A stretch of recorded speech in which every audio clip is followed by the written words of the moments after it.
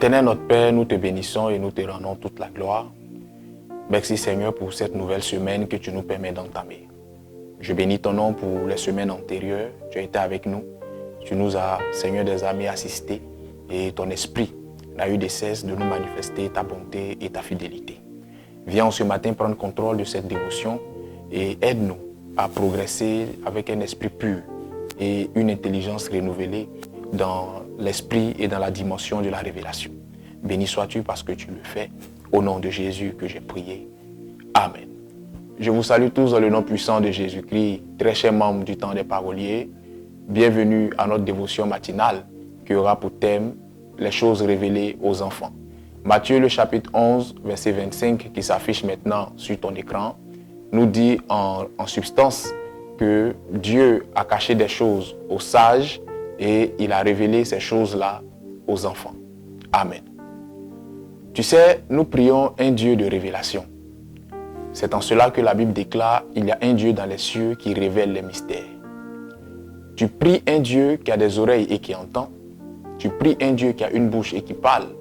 Tu pries un Dieu qui est capable de révéler les choses les plus secrètes, les choses les plus cachées en ce qui concerne le passé, le présent et l'avenir d'une personne, d'un endroit ou d'une chose définie. Mais pour exceller dans le domaine de la révélation, tu as souvent besoin de mettre de côté ta sagesse humaine. Tu as souvent besoin de mettre de côté ton intelligence charnelle.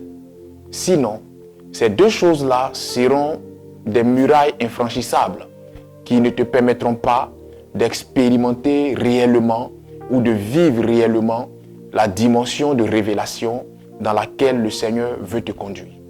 La Bible déclare que ces choses ont été révélées aux enfants. Pourquoi?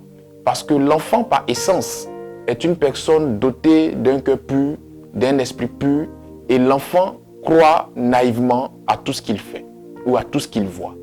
J'ai pour habitude de dire que la révélation ne marche pas avec la logique. Il y a des dimensions de révélation dans lesquelles Dieu te conduira. Concernant un proche, concernant un intime, concernant une situation donnée, que tu auras du mal à croire tant que tu te fieras à ta sagesse humaine ou tant que tu te fieras à ton intelligence charnelle. Mais si tu rentres dans le principe selon lequel la révélation ne marche pas avec la logique et que Dieu sait toutes choses mieux que personne, tu seras à même de croire en ces révélations. Que ces révélations viennent à travers un songe, que ces révélations viennent à travers une voix audible, que ces révélations viennent par une personne interposée, après avoir éprouvé les esprits, parce que la Bible déclare ne portez pas foi en toute révélation, mais éprouvez les esprits. Après avoir examiné la révélation, discerné, tu seras capable de croire que cette révélation véhicule un message divin. De l'autre côté, il y a ce qu'on appelle la révélation de la parole, qui fait intervenir la connaissance profonde des Saintes Écritures. Dans la dimension de la révélation de la parole, il y a trois niveaux. Il y a le logos, il y a le réma et il y a le garba. On aura le temps, Dieu voulant au cours d'un enseignement, d'aller dans ces profondeurs des choses-là. Mais tu ne peux pas connaître la Bible et comprendre la Bible dans sa profondeur ou dans sa dimension de révélation la plus élevée si, par moment, tu as recours à ton intelligence charnelle et à ta sagesse humaine.